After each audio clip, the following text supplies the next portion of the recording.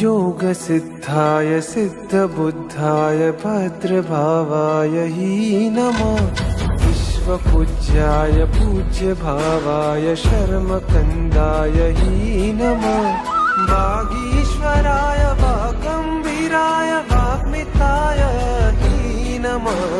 गुरुदेवाय गुरुवक्त्राय गुरुचरणाय हि नमः। परब्रह्माय ब्रह्मरूपाय रूपशुद्धाय हि नमः। गुरुदेवाय गुरुवक्त्राय गुरुचरणाय हि नमः। परब्रह्माय ब्रह्मरूपाय रूपशुद्धाय हि नमः।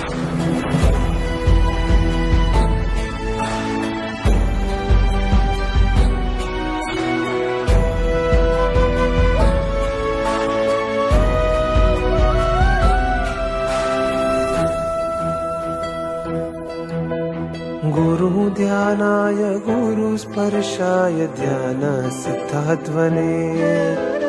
गुरुशुभ्राय शुभरत्नाय रत्नत्रयीकारिणे।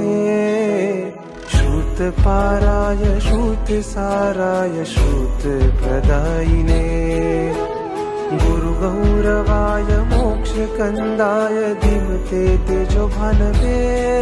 गुरुहेमा महासरिते गुरुध्यानाग्नये नमः।